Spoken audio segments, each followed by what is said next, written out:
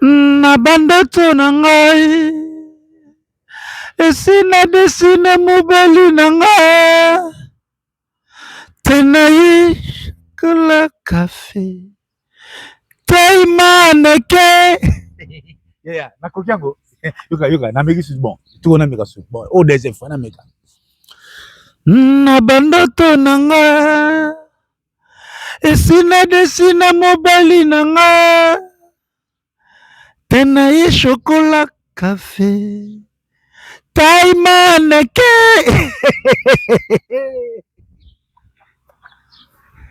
il paraît Fali Poupa le fils de ma sœur ayoki amour illusoire nzembo ya feri ya Fali ya leli mwana kidi amen Fali Ipupa le fils de ma sœur ayoki amour illusoire nzembo ya feri gola Fali ya leli yaya amour illusoire nzembo ya feri irapele Fali bolingwa bomwana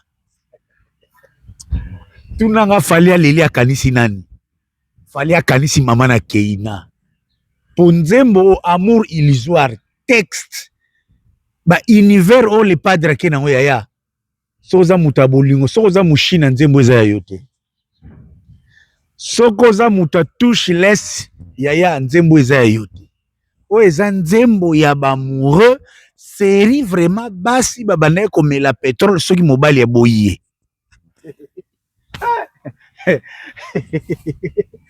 na bandoto na nga esina desina mobali na nga Fali aleli Fali akanisi mama na Keina akanisi Barcelone sena bana Barcelone na nga naleli ye na telefone Fali aleli fera leli si Fali na nzembo yaya encore nzembo ya français ekotisi Arkeli Céline Dion soki nani Wangiu Zubidi bana bangana Wangiu Zubidi bana bangana obwidi fidi bakala ba tete en direct de London ici tonton promo appelle Ferigola le padre amour illusoire toza lelo mobimba par rapport comme d'hab culture matinale kaka ndenge kendaka na ndenge ya yenge zola Gisèle Tati mama Versace motema ya Jiclo Winner Jeza kitoko nde tozo pandana par rapport Robbie Vwemba display en couleur les plus beaux garçons de l'Europe Ken Mpiana devant M6 David Mumbele na Greco batuniye est-ce que yo mutu o créa empire du mal boyoki réponse ya Ken Mpiana et ici là maintenant devant je suis très content parce que je suis l'auteur-compositeur de la théorie de l'empire du mal. Théorie empire du mal, c'est Ridolphe Nkosari de pour les intimes tonton promo en ma qualité de phallitologue. Donc, docteur en phallitologie, ce qui est cette science qui étudie les mensonges de Fali Ipupa pour s'imposer comme maire de la musique congolaise. Donc, on est à la chapitre 1, l'empire du mal. La linga kitoko mawana, merci infiniment David Mumbele, parce que petit à petit, les anciens criminels sont en train de passer aux aveux. Lorsque vous avez eu des crimes, il y avait eu des suspects que les témoins ou bien bango moko banan ba criminel babani ko passer na ba avait na ba révélation, il faut encore la réouverture du procès. Lobby vendredi 20h juste heure de Londres Gisèle Tati Touro kokangate touché 50-50 bêta spécial procès empire du mal. Donc, un criminel vient de passer aux aveux. Je vais encore réinstruire les dossiers. Lobby tozana présentation des faits. C'est quoi l'empire du mal? Dans quel contexte l'empire du mal a été créé? de qui est composé l'empire du mal. Il faut boyer baka. Yaya, empire du mal, so bo réduire à un niveau ya ken piana. Non. Là, vous ratez un gros criminel parce que c'est toute une mafia artistique, mafia culturelle. Même solidarité Congo et salami na contexte ya empire du mal.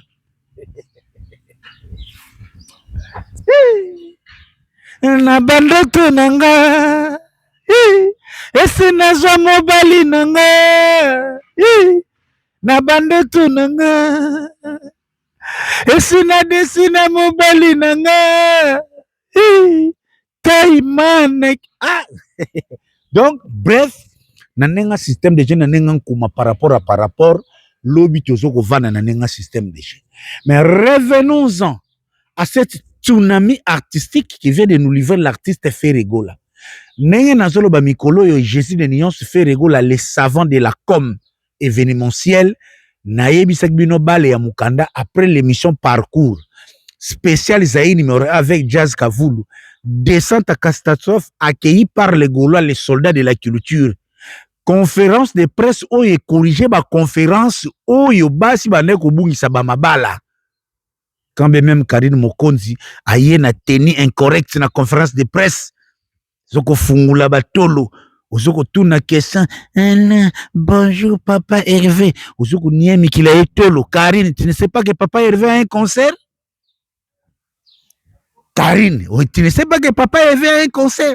Tu crois que papa Hervé, Azandenge, certains artistes s'embrouillent même pendant le concert? Non. Cette fois-ci, Karine Natoye, bonjour papa Hervé, est-ce que Nange Kanayeba? J'ai dit, Karine, tout la question normale.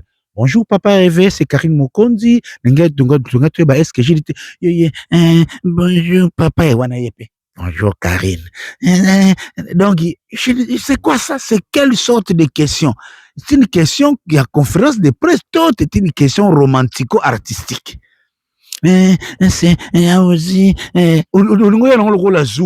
donc moi no yazo yemba na kisasa na place ya JDT a comme le lokola ma fils. Donc netika Karino Bambeli Banga. Heureusement, le padre, un bon communicateur, Ndembo Nassé, j'ai kenai kitoko. Et les padres, na même conférence de presse, après ça, ils sont tsunga ya amour illusoire. Nde siko loko les a promo ya mukanda, après si biso sko plan oyo déjà jour wana mama Yaya, Nzembo yaya, le 7 juin, na Bruxelles, na ING Arena, bien siko au maire, hein? Soki nzamba pambola mère siko mère ana simana yo aza siko wana ba teto eza etintama etala likolo bazo tout siko na mukongo bazo beta siko yo na bandoto nanga na yeni shikabu esina disina mobali nanga wana tutungoi akangi komanda Cousteau na kaka boye jo na bisi bino lor masamba kaka boye Lor Masamba na ya papi. Le 7 juin kakaboy. Bijou Tati na Kwami Shaka kakaboy. Na bandoto nanga Pascal Chioka l'inoxydable le 7 juin. Bien maman. Eli Bomboussa encore Eli Bomboussa c'est nouveau marié. Na ebisi bino Ferregola memi biso na dimension ya bolingo. Yaya nene ya cette chanson n'est pas destinée pour vous. Bino bozana bolingo kubuyuyu. Basi mumba bozo lokola ba kobo iboyaka na bolingo na munduki na se kotimba basi mwasi na bolingo batimba kate na bolingo batimba kate bino bozana na ba mama Congo boza ba kotimba yaya o esa bolingo lokola siya ba kai de plaisir Nzembo eza série penoka ke non ya Marguerite ba boye pa mobali na Amélie Pétrole boluki belle landeuse bombe ya Marguerite Amélie Pétrole. Uliao bomona la vie est belle, papa Wemba tchake, papa Wemba amidiembiki, pona kabibi kuru, kudo nzembo eza pona bato ba kuru setiwe, e moro penda azo bima neti bakali na kikozo azo ke de sauver kuru. Lelo basi bokuma mitema makasi, mutuloko la bibi wa ifa mutema makasi, donc basi bokuma mitema Karine Kilolo, de boss lady mutema makasi. Kasi, moi, si mon coup, on soit payé, non. Moi, c'est Azabulingo. L'amour, oui, c'est vrai. Il faut aussi la rêver. En fin de compte, les rêves peuvent se réaliser. Les rêves peuvent se réaliser. Tete Munganga, Alota Fedos Bokata, Azwa été. Lili Kimoto, Alota Etienne Kimoto, est-ce que Azwa été? Claudine Ebuka, Alota Telinkoyi, est-ce que Azwa été? Masse Moussampa, il y a Luc Moutambula, Alota Luc, est-ce que Azwa été? Ah. Ne confondez pas Regarde-moi à Amour illusoire. Ce sont certes deux mêmes styles, mais dans des notes différentes, dans la conception artistique différente. Soko qui musique reggae no so et l'accident que nyon se kokani. Là, c'est ça style ya musique ou genre ya musique. Cette musique classique là, la musique du palais où le ko la banobe tandi les padres. Ding ding. Ebi nzembo oyo ilingana bandako boliaka bien boliaka tongo midi. Pourquoi? Tongo midi pourquoi? Oyo peneza banzembo oyo c'est dit ozo komela moi si avant de commencer ma petite missive, je t'envoie des conteneurs de bisous. Lelo esi là. Lelo ma pecho yande boagela plan wanati. Il y a même un ton lorsqu'on s'adresse à une femme, à son amour, à celle qu'on aime. Il y a un fait rigoler ce retour n'a pas concept mais l'amour illusoire. Finalement, ce n'est qu'une illusion. La réalité en est autre. Amour illusoire, rolo tapé moutou, mais est-ce qu'il y a une réalité? Ici, l'artiste vend seulement ses besoins profonds, ses ressentis d'amour. Keba lelo, keba na ko dessiner mubali na bandoto. Oyo kozwa mafisi ya kotikala na areta. Kolota mubali na bandoto kozwa mafisi otikali na areta. Donc, match ezanango kitoko, bravo l'artiste, on attend les clips, consommer sans modération, kaka ndenge ezalaka nzembo yango bimi. Adolphe Dominguez, Tata Mobich na Paris. Enfin! Adolphe Dominguez, Tata Mobich déjà à Paris, Aza Mobimba, après plusieurs années, Adolphe Dominguez, Ana Biki. Aïgo Salanini Kalate, Adolphe Dominguez, Aocha Libaya. Kalate, Tata Adolphe Dominguez, Azocha Libaya, ce n'est pas Lucien Mwangila qui va me contredire, fait fêler la Moukonzaba San Salvador au contredire, ngate, et Dobila, kelele ya forme en contenu ngaite. Fiston yoka mon ami d'enfance. Né Chapini plein de grâce, le bourgeois gentil homme à Paris, Sydney Poitiers. Habité un jour, Sydney Poitiers à Kozua. Donc, Tata Mobich, soyez les bienvenus à Paris. Bonne chance, toi ça qui l'a n'est zalaka. Nazo rappelle Rabino toujours le 2 août. Karmapa, retour à la rumba, Azamu Bimbabongo, na Maribel, théâtre de gymnase, Tozo Bongama, en attendant le temps que Bongama Pona, promotion proprement dit Kende, ben voulu tout baza déjà prêt. Kofi Olomide hier sur la tombe de Papa Charles. Aïe, aïe, aïe, aïe, aïe. Kofi Olomide devant la tombe de Papa Charles. Bien Cindy Leker. Makaboyo. Sandra Kazadi. Tous pepele ambetolo mame Milinzemba. Makamboyo. Patrick Kaba. Makamboyo. Kofi Olomide nan tombe. Bien mère, bango de pia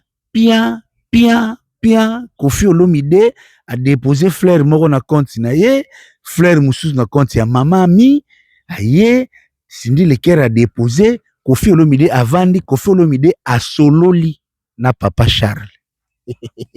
Na sepeli kaka phrase alobi, je viens ici, papa, protège-moi. Donc, Kofi ake kofunda ba oyo nyonso ba kotoko tina bolingo na ye. Selon Kofi Olomide devant la tombe de Papa Charles ayebisaka ye kangama na Cindy aza mwasi malamu. Donc lelo quand même lui-même Kofi Olomide est en train de vivre l'amour de Cindy Leker.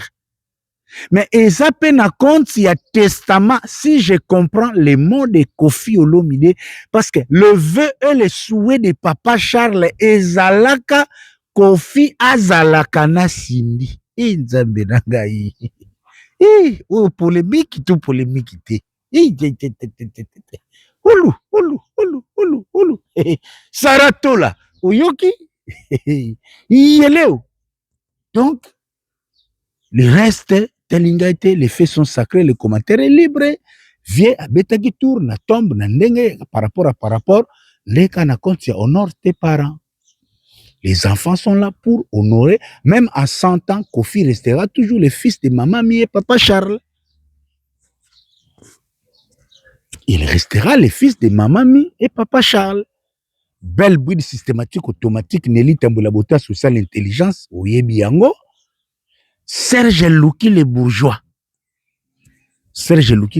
Oyebi Christian Mbele, les sponsors des sponsors dit. Cherika Bamba depuis les États-Unis Yoyebi. Guijou Maela. Donc, match Izanango Kitoko. En ce qui concerne l'Empire du Mal, je mets à témoin Clovis Mouteba Béton na kati à Londres. Cédric Flash na kati à Londres na bango témoin. Lobby vendredi, naza koya mobimba na ndenga komantologie kwata viba mutima, je explique tous les concepts. L'Empire du Mal, c'est les journalistes, les chroniqueurs, les politiciens, les hommes d'affaires, les managers, les producteurs, beaucoup.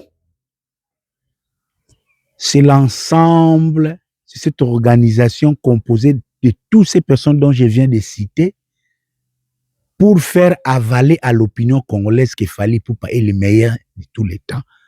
Et les traits de l'Empire du Mal s'appellent la concurrence déloyale, les bâtons dans les roues, peau de banane devant les adversaires.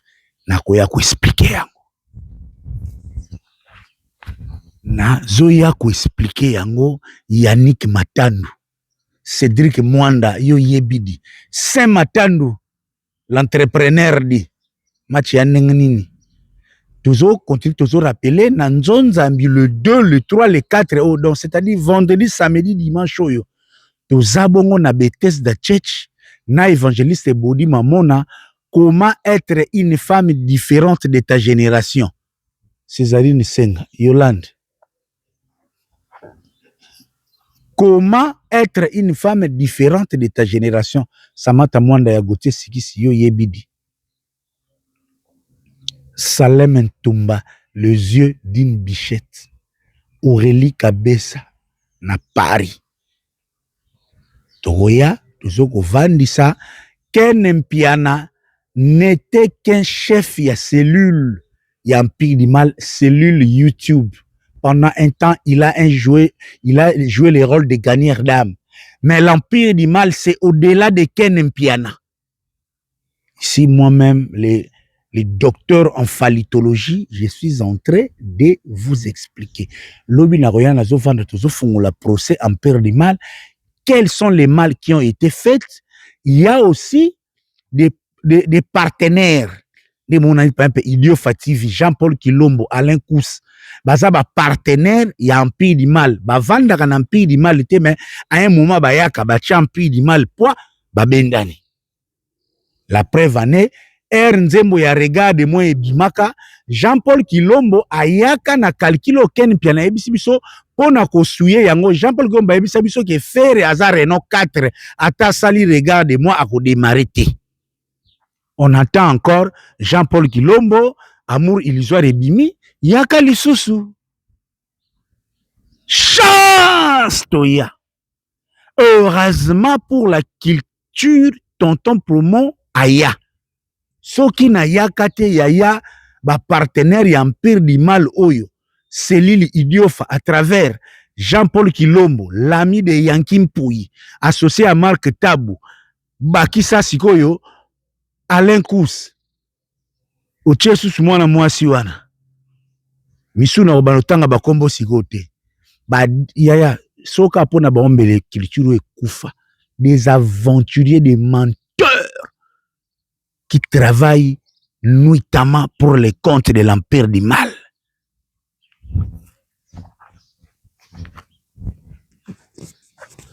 Le 19 juillet, hippodrome de Vincennes, Yannick Mayemba, 13e arpote. Est-ce que vous avez prêt Chibo Apula, Yanita Apula, ya Simon Bongo, Yoyebit, Nicodème Zola, les garçons suspects.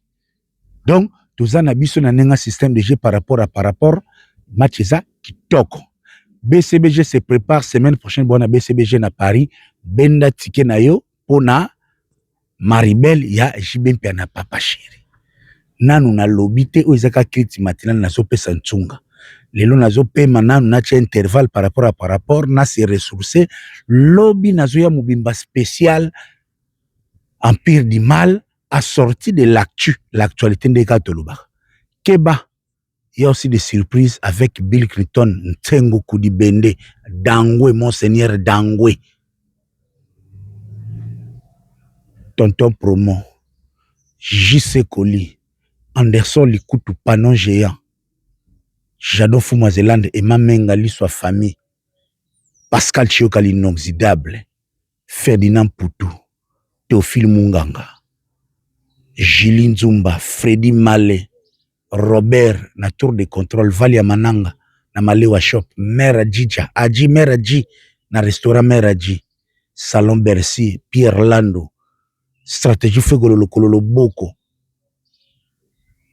PDG Mangala, Patrick Kofo, Temps de Mukalinga, Bonga Ludia, Smalto Senga, chef du cartel, Keba, Nazongi, Smalto Senga, chef du cartel, Thomas Mbouya, Gisèle Tati, Mama Versage, Bonga Ludia.